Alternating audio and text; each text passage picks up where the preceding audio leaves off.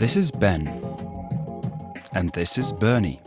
Bernie helps Ben to properly start up a fire in an Austroflamm wood burner. So which materials are actually needed to prepare a neat fire? First of all, wood of course. Best are small pieces of wood for ignition and larger logs for putting more wood on the fire. Ben ensures that the logs are dry and thus have less than 20% dampness. This is the case if the wood has been stored in a dry place for approximately 2 years after felling. The drier the wood, the better it will burn and will subsequently burn without smoke and with low emissions.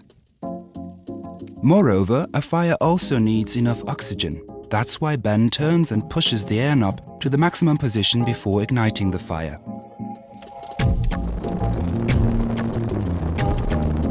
If available, the shaking grate has to be opened too. Ben prepares the first layer by placing 1/3 hardwood logs and on top 2/3 of kindling into the firebox. Like this, a nice little fire can be produced.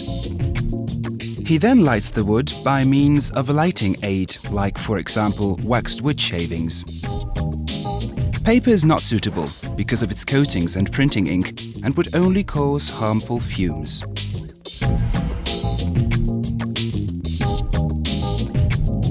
As soon as there are only embers left in the firebox, you can start reloading more wood.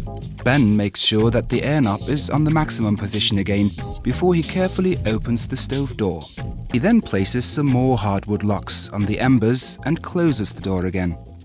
The logs will ignite by themselves. As soon as the flames have burned off all soot from the firebox lining, the air knob can be readjusted. It's best to try and observe for yourself how the fire reacts. If the flame tips are black or if the flames are blue, the fire does not get enough oxygen. Please note, a clean combustion is visible.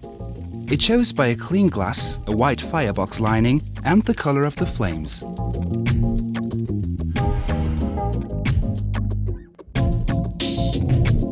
By the way, on all Austroflamm Extra models you can adjust the air performance of the stove, the so-called convection air. Ben closes the regulator for a slow heat release. If he wants a fast heat release, he simply opens the lever. The disposal of ashes is convenient and tidy. For stoves with a grate and ashbox solution, Ben lifts up the grate with the supplied hook, places the lid on the ash box and locks it.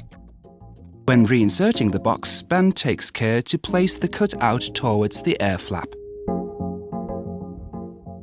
If the stove has an ash drawer instead of an ash box, he will close the grate first. Then simply pull out the ash drawer.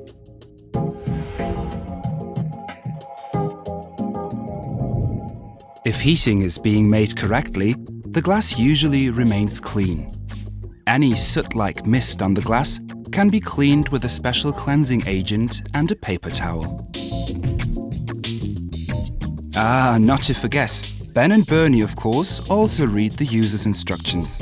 In there, heating pros learn even more, the right quantity of wood and much more. Well, that's it. So you see, it's very easy to ignite an Austroflamm stove. Austroflamm. Warmth best shaped.